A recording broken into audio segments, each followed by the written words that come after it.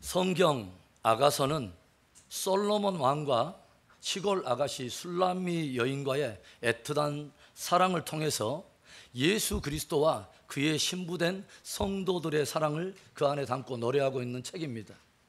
왕과 시골 아가씨라고 하는 도저히 어울리지 않는, 또 이루어질 수 없는 듯한 그런 격과 신분과 위치에도 불구하고 왕이 오히려 그 여인을 흠모하고 갈망함으로 먼저 시작된 이 사랑은 마침내 꽃을 피우고 아름다운 부부의 연으로 나아가는 것을 성경을 통해서 우리가 보게 돼요. 하늘의 영광을 가지신 그 왕이신 주님의 우리를 향한 갈망과 헌신으로 인하여 시작된 그 사랑이 이제는 어린 양의 혼인잔치를 통해서 영원한 나라로 들어가게 되는 아름다운 그 황홀한 복음을 그 안에 담고 있는 노래라고 하는 것이죠. 그리고 더 놀랍고 황홀한 것은 그 사랑의 이야기의 주인공이 다름이 아닌 하나님과 바로 우리 성도들의 이야기라고 하는 것입니다. 놀라운 이 구속의 아름다움을 그 안에 담고 있는 노래라 하여 아가서를 일컬어 Song of Songs, 노래 중에 노래라, 이렇게 일컫는 것입니다. 여러분은 오늘 십자가의 사랑으로 인하여 주님과의 뜨거운 사랑이 담겨있는 Song of Songs, 나의 노래가 있습니까? 그 구속의 노래를 회복하는 은혜가 있기를 축복합니다. 포도원에서 시작된 솔로몬 왕과 시골 아가씨의 풋풋한 사랑이 기나긴 겨울을 지나고 힘든 역경의 시간도 지나고 이제 그 사랑이 아름답게 꽃을 피우고 결실을 하려는 듯 비둘기 소리가 들려옵니다. 아가서 2장 10절부터 12절인데요. 나의 사랑하는 자가 내게 말하여 이르기를 나의 사랑 내 어여쁜 자야 일어나서 함께 가자. 겨울도 지나고 비도 그쳤고 지면에는 꽃이 피고 새가 노래할 때가 이르렀는데 비둘기의 소리가 우리 땅에 들리는구나.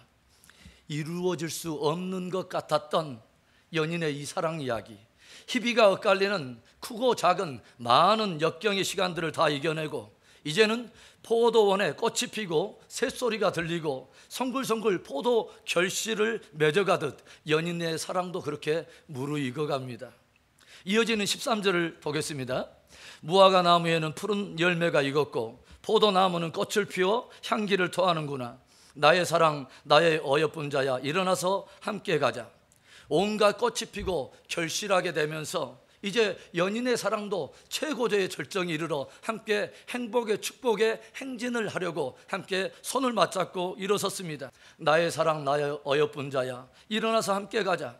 기나긴 어려운 시간들을 함께 이겨내고 달려온 시간, 서로 안에서 더욱 아름다움을 발견하게 된 소중한 연인들이 손을 맞잡고 축복의 행진을 하려고 일어선 것입니다. 그런데 바로 그때 이 포도원에 위기가 찾아왔어요.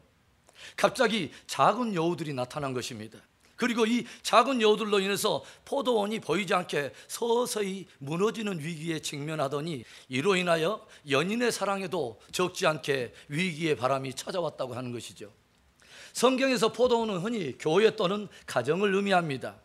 크고 작은 어려움들을 함께 헤쳐가며 함께 호흡하고 함께 동행해왔던 소중한 가족들이 모여있는 가정포도원, 그리고 주의 사랑을 힘입고 성령 안에서 하나 된 성도들이 함께 모여있는 교회 포도원을 상징한다고 하는 거죠. 그래서 가정과 우리들의 공동체의 이야기인 것입니다. 하나님이 이 세상에 세우신 가장 아름다운 두 가지의 제도가 있어요. 하나는 가정이라고 하는 제도이고 하나는 교회라고 하는 공동체입니다. 그런데 현대에서 가장 위기를 맞고 있는 두 개의 공동체가 또한 교회와 가정이 아닐까 하는 그런 생각을 해봅니다. 왜 가정에, 왜 교회에 위기가 찾아올까요? 오늘 본문은 그 주범이 작은 여우들이라고 고발하고 있습니다. 아가서 2장 15절의 말씀입니다. 우리를 위하여 여우 곧 포도원을 허는 작은 여우를 잡으라. 우리의 포도원에 꽃이 피었음이니라. 포도원을 허는 것이 다른 것이 아닌 여우인데 여우도 큰 여우가 아니라 지극히 작은 여우였다고 하는 거죠. 별로 심각하게 생각되지 않아서 대수롭지 않게 여긴 지극히 작은 여우가 포도원을 온통 무너뜨린다는 거죠. 의외로 큰 문제에 대해서는 함께 힘을 모아서 승리해오고 큰 역경에 대해서는 오히려 서로를 붙들어주며 기나긴 역경의 세월을 이겨냈는데 의외로 사람들은 작은 문제로 인해서 쉽게 믿음이 흔들리며 포도원이 흔들리는 위기를 맞게 되는 일들이 있더라고 하는 거죠. 본래 팔레스타인에는 대단히 많은 여우들이 기식하고 있었다고 하는 것을 우리는 성경을 통해서 조명하게 돼요. 사사기 15장에 어떤 이야기가 나오냐면 삼손이라고 하는 사람이 뭐예요? 블레셋 사람들에게 복수하기 위해서 여우를 잡아 들였는데 몇 마리를 잡냐면 무려 적지 않은 300마리의 여우를 잡아가지고 모두 이 꼴랑지를 함께 묶어다가 300마리의 여우에 사이사이에 꼬리에 불을 붙여가지고 온통 블레셋 사람들의 지경에 해집게 만들어 놓죠. 그래서 꼬리에 불이 붙은 이 여우들이 온통 이 블레셋 밭을 파디껴가면서 구덩이를 파고 모든 어떤 과실들을 먹어대끼면서 또 불이 붙어가지고 블레셋의 모든 밭들을 다 황폐하게 만들어 놨다고 하는 거죠. 이렇게 팔레스타인 땅에는 많은 여우들이 기식하고 있었습니다. 여우들이 과연 무엇을 할까요? 여우는 무엇을 하고 있을까요? 여우야 여우야 뭐하니? 보통 때는 잠잠한 것 같아요, 이 여우는. 그런데 포도원에 이상하게 꽃이 피고 막 포도송이가 연그러 가려고 하면 이상하게 어디선가 갑자기 출몰해서 나타나요. 그러더니 저들은 구덩이를 팔고 포도 줄기를 갉아먹는가 하면 채 익지 않은 선과실 열매까지 다 갉아놓음으로 인해서 1년 동안 그렇게 힘써 수고했던 농부들의 땀을 무한하게 만든다는 거죠. 무색하게 만들어버려요. 그래서 당대 사람들에게는 이 여우들은 포도원의 무법자들, 포도원의 파괴자들로 통하고 있었다고 하는 거죠. 사랑의 포도원인 교회와 가정도 기나긴 겨울을 지나면서 큰 일에는 함께 붙들어주고 함께 이겨내고 승리했는데 별로 심각하게 생각하지도 않은 일로 인해 흔들리고 무너지는 위기를 우리는 종종 경험하게 된다는 거예요. 작은 여우가 나타나서 포도원의 구덩이를 파여 관계의 줄을 갉아먹어요. 우리의 심령에 황폐하도록 성숙한 열매를 맺지 못하도록 이절리 구덩이를 파놓는 그런 일들을 여우가 하더라고 하는 거예요. 사랑을 파괴하고 관계를 파괴합니다. 연합과 동행을 파괴해요. 그래서 성숙과 부흥을 가로막는 이 작은 여우, 이 작은 여우를 반드시 잡아내야 할 것입니다. 우리 옆에 사람에게 눈 부릅뜨고 인사할 때 여우 사냥 갑시다. 시작. 이 여우는 꼭 마귀와 같아요. 마귀는 그 원래 의미가 참소자라고 하는 의미잖아요. 이것은 두 개의 단어가 연합된 그 단어인데 하나는 무엇 사이에라고 하는 단어와 하나는 던진다라고 하는 단어예요. 그러니까 무엇인가를 사이사이에 던져가지고 이 둘을 갈라낸다, 이런 것이 바로 참소자의 그 원어적 의미가 가지고 있는 거죠. 하나님께서 우리에게 말씀하시는 고유한 전체성에 대한 인식에 이간질을 하는 여우들이 있어요. 그래서 내 안에 하나님께서 나를 부르는 자녀라고 하는 신부라고 하는 정체성에 이간질을 해가지고 하나님을 향해서 쓴뿌리를 내게 해서 하나님께 대적하며 반항하도록 만드는, 하나님과 친밀함을 깨는 작은 여우들이 때때로 우리의 영혼을 찾아올 때가 있다는 거죠. 그런가 하면 우리의 사랑하는 관계 안에, 부부의 연인 사이에, 그리고 부모와 자녀들 사이에, 또 성도와 성도의 사이에 관계 속에 찾아들어서 이간질하더니 함께 갈라놓는 그런 이상한 여우가 찾아온다고 하는 것이죠. 여러분, 영화상에서는 여우 주연상 받지만 이런 면에서는 여우 주연상 받지 마십시오. 그래서 결국은 우리에게 이상한 감정의 고리를 만들어서 결국 우리의 행복을 빼앗아가고 관계를 파괴하며 정말 하나님께서 주신 소중한 포도원, 이 포도원을 허물어버리는 이 여우.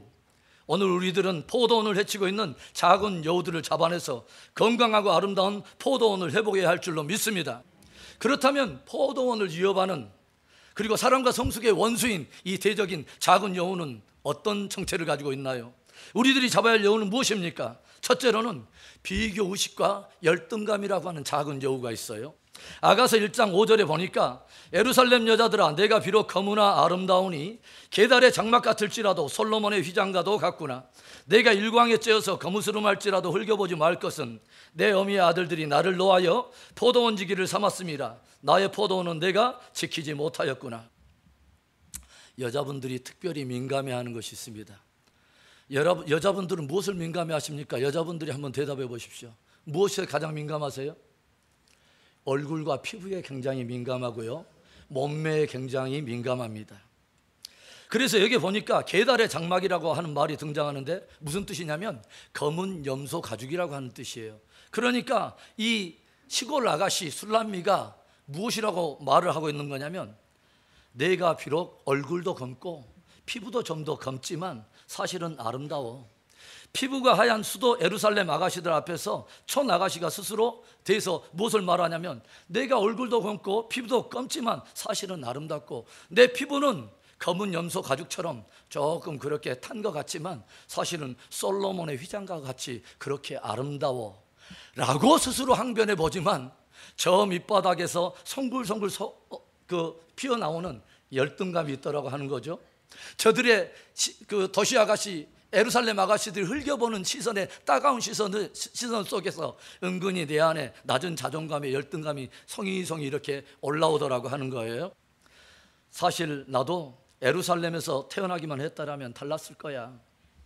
흰 피부와 검은 피부는 우열을 가리는 것이 아니라 서로 달랐을 뿐이야. 나도 네일샵에 가서 발톱 소지 좀 하고 그리고 피부 관리를 정확히 들어가면 나도 예루살렘 아가씨 못지않아 라고 스스로 항변해 보지만 저들 앞에 한없이 작아 보이는 스스로의 낮은 자존감이 도저히 숨길 수는 없다라고 하는 것이죠. 그래서 뭐라고 말하냐면 내 어미의 아들들이 나를 놓아여 포도원 지기를 삼았음이라. 그래, 어미의 아들들인 내 오라버니들조차도 나를 포도원이나 지키라고 포도원으로 내모는 판에 어차피 나는 시골 여자일 뿐이야, 어차피 나는 포도원직일 뿐이야, 낮은 자존감에 사로잡혀 있다고 하는 거죠. 이 땅에 살아가는 사람 가운데 열등감에서 자유한 사람은 한 사람도 없습니다. 사실요, 열등감이 건강하게만 작용한다면요, 그 열등감으로 인해서 오히려 사람은 더 열심히 무엇인가 노력하게 되고요, 어떤 것을 추구해가면서 오히려 긍정적으로 좋은 열매를 맺을 때도 있어요. 그리고 그 요인을 극복하기 위해서 선한 노력을 통해서 열등감은 때때로 우리에게 차원이 다른 성숙함으로 인도해가는 그런 견인차 역할을 할 때도 있다고 하는 것이죠. 그런데 문제는 병적인 열등감 말이죠. 열등감을 우리가 병적으로 우리가 품고 있을 때는 그것이 우리에게 건강한 관계를 파괴하는 그런 역할을 하게 된다고 하는 거죠. 사람들을 의심하게 만들고 때때로는 지나치게 공격적이기도 하면서 때때로는 지나치게 방어적이면서 누군가 내가 열등감으로 가지고 있는 바로 그 부분을 탁 건드리기만 하면 얼마나 민감하게 나도 생각지 못하는 그런 반응으로 나갈 때가 너무도 많다라고 하는 거죠. 금세 그리고 우리는 참수하거나 비아냥거리는 사람으로 전락에 갈 때가 있다라고 하는 거죠. 그래, 당신은 예루살렘 사람이니까, 그래, 당신은 피부가 하얘니까, 당신은 도시 사람이니까 하면서 금세 낮은 자존감으로 전락해버리고 말더라고 하는 거예요. 그렇다면 여러분, 어떻게 이 열등감 그리고 이런 비교의식이라고 하는 작은 여우를 우리가 잡을 수가 있을까요? 그것은 딱 하나의 방법이 있습니다. 예수님이 당신의 사랑 안에서 나를 바라보는 그 정체성과 아름다움을 깊이 이해하는 것입니다. 예수님께서 십자가를 통해서 우리를 바라보시는 그분의 우리를 바라보시는 고유한 정체성, 그분이 우리를 뭐라고 말씀하시는 그분의 평가를 우리가 깊이 이해하는 것입니다. 오늘 솔로몬 왕의 고백에 우리 귀를 조용히 귀 기울일 필요가 있어요. 이 술람미 여인이 자기의 검은 피부와 얼굴, 게달의 장막과 같은 그런 열등감을 벗어났던 그 딱 하나의 비결은 무엇이었냐면 솔로몬 왕이 자기에게 들려준 그 고백에 귀를 기울였다고 하는 거죠. 계속해서 솔로몬 왕이 여인을 향해 고백하는 말이 있어요. 1장 14절 15절에 우리 함께 읽습니다. 나의 사랑하는 자는 내게 엔게디 포도원의 고베라 송이로구나. 내 사랑아, 너는 어여쁘고 어여쁘다. 내 눈이 비둘기 같구나. 솔로몬 왕이 뭐라고 그러냐면 너는 고베라 송이로구나. 너는 어여쁘구나. 나를 바라보는 너의 눈빛이 비둘기 같구나 라고 칭찬을 해줘요.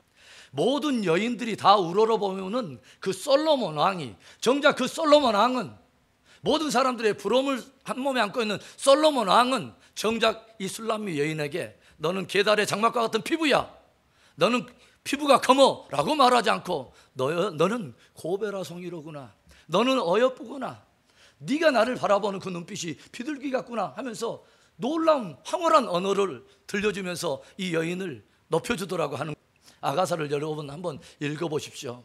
민망할 정도로 이 솔로몬 왕이 이 여인의 부위 각을 떠가지고 얼마나 칭찬하는지. 당신의 머리는, 당신의 눈은, 당신의 코는, 당신의 이와 목은, 당신의 가슴과 모든 이런 것들을 부위별로 따가지고 제사장이 양을 떠서 부위별로 이렇게 번제드리듯이 아니라 부위별로 얼마나 칭찬을 해주던지. 전라도 사람이 거기 옆에 있으면 그것을 봤다면 분명히 한마디 했을 거야. 어미 어찌했었구나. 사탄은 나를 참수하려 해요. 사탄은 나를 참수하라고, 사람은 외모를 가지고 나를 비하하려 하고, 흘겨보는 눈을 가지고 너는 계달의 장막이야, 너는 검은 피부야 라고 외적인 무엇을 가지고 우리를 판단하려 할 때, 그것을 나의 열등감, 병적인 열등감으로 가지고 않고 그것을 돌파해낼 수 있는 유일한 하나는 진짜 신랑인, 진짜 왕 중의 왕이신 그분이 십자가 안에서 나를 회복해 내시고 어떻게 바라보시느냐 하는 그분의 평가를 우리가 귀 기울일 때 우리가 벗어날 수 있다고 하는 것입니다. 깊은 내면에 나를 무너뜨리려 하고 사랑을 무너뜨리려는 이 작은 여우를 잡는 방법은 딱 하나예요. 당신의 사랑 안에서 나를 바라보시는 주님의 말씀에 귀 기울이는 거예요. 고베라 송이로구나, 어여쁘구나, 네가 나를 바라보는 그 눈빛이 비둘기 같구나 라고 하는 주님의 말씀을 우리가 크게 붙드는 것입니다. 그 사랑 안에서 그분이 말하는 정체성에 반응하면서 이 여인이 얼마나 당당하게 이제는 고백한지 아십니까? 2장 1절입니다. 나는 샤론에 수선하여 골짜기에 백합화로다. 나는 나의 사랑하는 그분 앞에 샤론에 수선하여 골짜기에 백합화로다. 예루살렘 여자들아, 너희들이 나를 흙어보려면 흙여봐라. 너희들이 나에게 말하는 그 정체성이 내가 아니라 마지막 실상을 평가하시는 그분의 정체성, 나를 뭐라 하는 정체성이 진짜 나야. 나는 고베라 송이야, 나는 샤론의 수선화야, 나는 골짜기의 백합화야. 주님이 나를 그렇게 보시기 때문에 나는 그런 정체성을 가지고 있어. 주님의 우리에게 어떻게 고백하시는 그분의 평가, 그분의 정체에 대한 그 믿음으로 반응할 수 있는 은혜가 있기를 바랍니다. 오늘 나의 행복을 빼앗아가는 작은 여우가 뭐예요? 주의 포도원인 가정과 교회의 아름다운 연합과 부흥을 빼앗으려는 작은 여우가 무엇입니까? 비교, 의식과 열등감이라는 작은 여우를 우리가 때려잡아서 꼬리에 성령의 불을 넣고 다 태워버리고 우리가 건강한 포도원, 건강한 가정과 공동체를 지켜가는 복된 저와 여러분 될 수 있기를 주의 이름으로 축복합니다. 오늘 포도원을 위협하고 있는 여우는 무엇입니까? 또 사랑의 포도원을 지키기 위해서 잡아야 할 여우는 무엇일까요? 둘째는요, 단절과 고독이라고 하는 작은 여우가 찾아올 때가 있다고 하는 거죠. 아가서 3장 1절과 2절의 말씀입니다. 내가 밤에 침상에서 마음에 사랑하는 자를 찾았구나. 찾아도 발견하지 못하였구나. 이에 내가 일어나서 성중으로 돌아다니며 마음에 사랑하는 자를 거리에서나 큰 길에서나 찾으리라 하고 찾으나 만나지 못하였구나. 오늘 말씀을 보면 이상하게 이 여인의 연인이 이 여인에게서 지금 떠나 있음으로 인해서 이 여자가 지금 적지 않은 고독에 사로잡혀 있다고 하는 것을 우리가 캐치해 볼 수 있어요. 순간적이지만 이 여인은 고독을 느끼고 있습니다. 고독은요, 사랑의 위기를 가져올 때가 있어요. 그래서 정말 함께하고 싶은데 고독이 깊어지고 시간이 흘러가면서 그 여인의 마음속에 무엇이 찾아오냐면 섭섭이가 찾아와요. 서운함이 찾아오더라고 하는 것이죠. 그래서 서서히 이제는 마음을 닫게 되는 그런 위기가 찾아와요. 3장 5절을 볼까요? 예루살렘 딸들아, 내가 노루와 들사슴을 두고 너희에게 부탁한다. 사랑하는 자가 원하기 전에는 흔들지 말고 깨우지 말지니라. 깊어지는 고독에 스스로 마음이 상해가는 이 여인이 무엇을 말하냐면, 이제는 사랑하는 이가 나를 찾기 전에는 절대로 나 깨우지 마.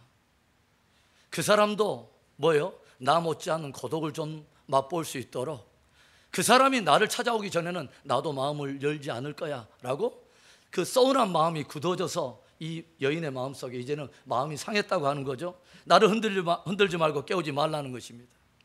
그런데 이런 갈등이 어떻게 발전하는가를 우리 한번 봅시다. 4장 2절에 내가 잘지라도 마음은 깨었는데 나의 사랑하는 자의 소리가 들리는구나.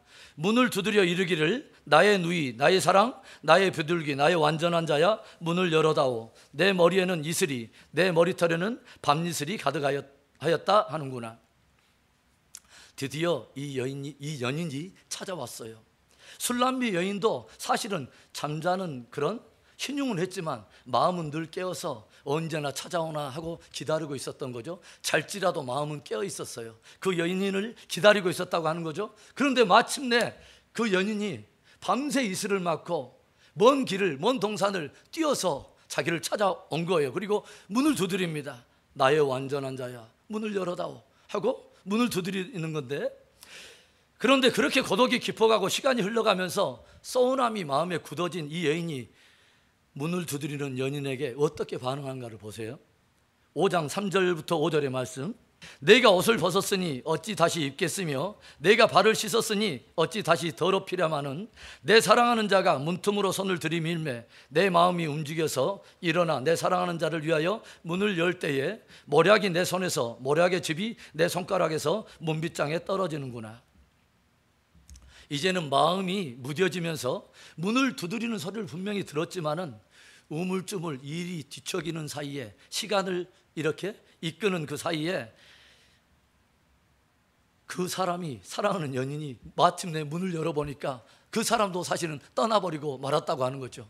그 사람도 두드리다가 뒤적뒤적 하는 그 시간에 뭐예요? 이 사람도 문이 안 열리는 그 상황을 보면서 마음이 아파가지고 마음이 굳어지면서 서운한 마음에 이미 떠나버렸다고 하는 거죠. 이 작은 고독이라고 하는 여우가 찾아오면서 사랑하는 여인의 관계에 이상한 숨바꼭질이 일어나면서 이상하게 신경전이 일어날 때가 있더라고 하는 것이죠. 그래서 나중에 보니까 이 여자가 그 소리를 듣고 문을 열었습니다. 문을 열고 나갔어요. 그런데 또 어떤 일이 일어나냐면 4장 6절에 내가 내 사랑하는 자를 위하여 문을 열었으나 그는 벌써 물러갔네. 그가 말할 때 내 혼이 나갔구나. 내가 그를 찾아도 못 만났고 불러도 응답이 없었노라. 내가 미적거리는 동안에 사랑하는 그 연인도 마음이 속상해가지고 이미 떠나버렸다는 거예요. 깊어가는 고독으로 인해서 이제는 서로에게 마음을 온전히 열지 못하고 주춤거리면서 그렇게 숨바꼭질을 하는 안타까운 모습이 있더라고 하는 거죠. 우리는요, 지극히 평범한 진리를 알고 있습니다. 사랑이란 무엇일까요? 어떤 복잡하게 이야기할 것 없이 사랑을 가장 간단하게 이야기한다면 함께 하는 것입니다. 함께 하는 것이 사랑인 것이죠. 모든 만물을 창조하신 하나님께서 피조의 모든 만물들이 주의 입술의 권능의 말씀을 따라서 존재 명령을 따라서 이미 성취로 드러날 때마다 주님께서 폭발적으로 신적인 기쁨을 자아내는 탄성이 있죠. 보기에 좋았더라. 보기에 좋았더라. 그런데 창조의 과정 속에 유일하게 창조주 하나님 앞에 보기에 좋지 않았던 것 딱 하나가 있습니다. 뭔지 아세요? 아담이 홀로 독처하는 것이 하나님 보시기에 좋지 않았다고 기록하고 있어요. 그리고 놀랍게도 하와도 홀로 독처하고 있는 그 고독의 순간에 누가 찾아오냐면 사단이 찾아와서 하와를 유혹하는 것을 우리가 알게 됩니다. 결국은 선악을 알게 하는 과실을 먹음으로 범죄하게 되지 않습니까? 하나님이 세우신 가정과 포도원은 서로가 하나됨을 힘써 지킬 때에 지켜지는 것입니다. 옷을 벗었다면 다시 기꺼이 옷을 입는 수고를 해서 문을 열어줘야 하는 것입니다. 이미 신을 벗었다면 다시 기꺼이 신발을 신고 나가서 밤새 밤이슬을 맞고 찾아온 그 사람에게 문을 열어주는 수고를 모두가 해야 되는 것입니다. 밤새 이슬을 맞고 뛰어왔는데 당신도 내게 고독함을 느끼게 했으니까 당신도 당해봐라 하는 식으로 하면 우리들은 그 여우 때문에 우리는 계속 관계에 술래잡이 놀이를 하면서 영적으로 탈진될 수밖에 없다고 하는 거예요. 성경이 우리에게 무엇을 말합니까? 성령이 하나 되게 하신 것을 너희가 힘써 지키라 라는 말을 들려줘요. 참으로 중요한 교훈은 뭐냐면, 우리가 살면서 또 깨닫게 되는 것은 뭐냐면 가정에 저절로 행복이 찾아오지 않더라고 하는 것이죠. 신앙 공동체가 가만히 있으니까 저절로 하나 되고 견고해지지는 않더라고 하는 것이죠. 서로가 힘써 지킬 때에, 서로가 하나됨을 힘써 지킬 때에만 지켜지더라고 하는 것이죠. 경제 용어 중에 틈새 시장이라고 하는 단어가 등장해요. 그리고 틈새 시장을 공략하라고 하는 그런 어떤 캐치프레이가 있지 않습니까? 그런데 정말 영적으로 보면 사람들의 틈새를 공략하는데 탁월한 존재가 바로 사단이라고 하는 존재이죠. 고린도전서 7장 5절의 말씀인데요, 우리 함께 읽어봅시다. 서로 분방하지 말라. 다만 기도할 틈을 얻기 위하여 합의상 얼마 동안은 하되 다시 합하라. 이는 너희의 절제 못함을 인하여 사단으로 너희를 시험하지 못하게 하려 함이라. 부부의 관계 안에서도 특별한 목적의 합의에서 떨어져 있는 시간에는 절대로 틈을 주지 말라는 거죠. 그런 서로가 떨어져 있는 고독한 시간에 이상하게 뭐예요? 사단이 틈을 딸 때가 있더라고 하는 것이죠. 마찬가지예요. 신앙 공동체도 마찬가지예요. 하나됨을 우리가 힘써 지켜서 틈을 없을 때 그때 우리가 하나됨이 지켜지더라고 하는 것입니다. 우리 옆에 사람에게 이렇게 인사 나눕시다. 제가 문을 열겠습니다. 시작. 한 번 더 인사합시다. 하나됨을 힘써 지킵시다. 예, 제가 주중에 여러분에게 적용하는 과제 하나 드릴게요. 주중에 여러분 힘써 신발을 신고 힘써 잠자리에 다시 일어나서 문을 여는 수고를 하셔서요, 성도님 중에 누군가에게 전화를 걸어서 티타임을 꼭 가지십시오. 그리고 함께 정말 성도의 깊은 교제를 나누는 아름다운 은혜가 있기를 바랍니다. 오늘 서로에게 적극적으로 문을 열지 못하게 만드는 고독이라는 작은 여우를 때려잡고서 우리 모두가 정말 강건하고 행복한 가정, 그런 공동체 이루는 승리가 우리에게 있기를 축복합니다. 오늘 포도원을 이어가고 있는 마지막 작은 여우 하나를 더 우리가 생각해 보기를 원하는데요, 그것은 셋째로 냉소와 비방이라고 하는 작은 여우를 잡자는 것입니다. 아가서를 쭉 읽다 보면 조연처럼 등장하는 사람들이 있어요. 어떤 사람들이냐면 예루살렘 여자들이 등장해요. 그리고 보면은 이 술람미 여인의 오빠들이 등장하고요, 그 다음에 솔로몬 왕이 술람미 여인을 데려오도록 보내심을 받은 군사들이 등장을 합니다. 이 세 무리의 조연들을 우리가 좀 주목해 볼 필요가 있어요. 예루살렘 여자들이 처음에는 왕의 총애를 입고 있는 술람미 여인을 질투하면서 뭐라고 흘기는 눈을 봅니까?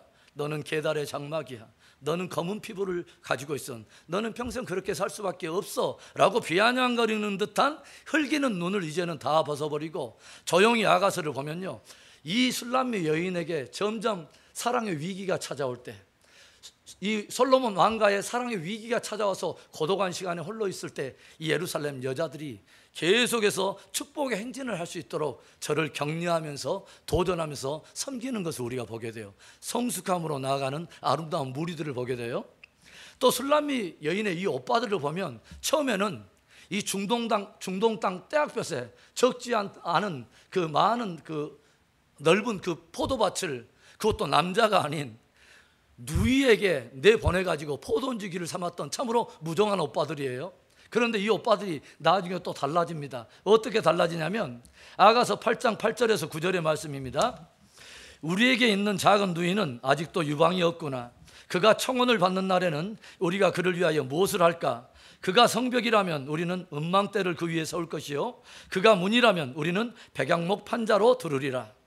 아직 어리기만 한 그 누이가 지금 깊은 사랑에 빠져 있는데 혹시라도 청혼을 받게 되면 우리는 우리 누이를 위해서 무엇을 해줄 수 있을까라고 이들의 마음이 점점 성숙하게 반응을 하더라고 하는 거예요. 그래서 만약에 우리 누이에게 성벽이 필요하다면 우리는 음망대를 세워줄 것이요, 만일 문이 필요하다면 우리는 백양목 판자라도 구해가지고 우리가 담이 되어주고 우리 되어주리라 라고 이 오빠들이 성숙함으로 이 누이의 어려움을 감싸며 누이의 담이 되어주고 우리 되어주도록 그렇게 섬김의 자리, 성숙함으로 나아가는 것을 우리가 보게 된다는 거죠. 또 술람미 여인을 데려오도록 보내심을 받은 군사들의 모습은 어떻습니까? 3장 7절에 8절의 말씀입니다. 함께 읽을까요? 볼지어다 솔로몬의 가마라 이스라엘 용사 중 60명이 둘러쌌는데 다 칼을 잡고 싸움에 익숙한 사람들이라. 밤의 두려움으로 말미암아 각기의 허리에 칼을 찾느니라. 솔로몬에게서 이 술람미 여인을 데려오도록 가마를 가지고 보내심을 입은 군사들이 무엇을 다 옆구리에 차고 있냐면 큰 칼을 차고 있어요. 좌우의 날선 검보다 예리한 어떤 큰 칼을 차고 있는데 이 칼은 왜 차고 있냐면 밤의 두려움을 인하여 술람미 여인이 왕의 초대에 거룩한 행진을 하고 오는데 혹이라도 밤에 그 어떤 일어나는 일들로 인해서 두려워할까 봐 옆에 있는 무사들이, 칼에 익숙한 무사들이 60명이 칼을 차고 있습니다. 누구를 위해서? 밤의 두려움 속에 젖어 들어가는 이 술람미 여인을 보호하기 위해서. 무엇을 말하는 거예요? 여인이 두려워할 때마다 진리의 말씀, 약속의 말씀으로 붙들어주며 사랑의 행진을 계속하도록 하나님의 군사와 같은 형제들이, 자매들이 이 술람미 여인을 보호해 내고 있다고 하는 거죠. 참으로 성숙한 공동체, 성숙한 가정 안에는요, 위로와 격려와 도전이라고 하는 아름다운 요소들이 있습니다. 오늘 본문에 보니까 이 여자가 포도원을 허는 여우를 잡으라 라고 말을 하는데 영어 표현에는 let us catch라고 하는 단어를 표현하고 있어요. 우리가 함께 여우를 잡자, 함께 잡자는 거죠. 남편만 노력해서 이 여우가 잡히지 않아요. 아내가 함께 노력해서 여우를 잡아야 된다는 거죠. 한 사람만 널어간다고 된 것이 아니라 성경을 보면 사도 바울의 서신 중에 공동체를 이야기할 때마다 가장 많이 등장하는 단어가 뭔지 아십니까? 서로라고 하는 단어입니다. 서로. 그래서 공동체는 그 자체가 우리가 1대1로 하나님 앞에 부름을 받은 게 아니라 주의 몸된 교회로 부름을 받았다고 하는 것은 서로를 향한 책임성이 있도록 우리가 부름을 받았다고 하는 거죠. 사람 인자가 얼마나 신비합니까? 두 개의 막대기와 같은 두 개가 서로 꼿꼿이 서 있는 것이 아니라 서로를 지탱하고 있어요. 사회적 전제로 우리는 부름을 받았어요. 서로가 연약해요. 하나의 그냥 빗장만 빼면 곧장 쓰러질 수밖에 없는 것이 우리의 존재적인 연약함이에요. 그래서 하나님께서는 하나님의 공동체가 천성을 향해서 순례 행진을 걸어갈 때 한 사람이 걸어가도록 주님께서 부르지 않았다는 거예요. 서로의 연약함을 나의 무엇인가로 함께 지지해 주면서 서로를 붙들어 주면서 함께 승리하라고 주님 우리를 공동체로 부르셨다고 하는 것입니다. 냉소와 비방이라고 하는 작은 여우를 때려잡아야 합니다. 이제는 성수감으로 나아가 우리 모두가 함께 사랑의 행진 또 믿음의 행진을 승리할 수 있도록 우리가 서로의 믿음의 망대를 세워주고 우리가 백양목의 판자가 되어가지고 그 사람의 믿음을 견고하게 세워주는 울이 되어줘서 끝까지 진리의 말씀 또 약속의 말씀으로 잘 붙들어져서 끝까지 함께 승리하는 우리 공동체 되기를 주의 이름으로 축원합니다. Let us catch. 사랑하는 성도 여러분, 포도원을 허려하는 모든 여우를 때려잡고 승리하는 가정, 승리하는 공동체 이루는 축복이 우리 모두에게 있기를 주의 이름으로 축원합니다. 기도합니다.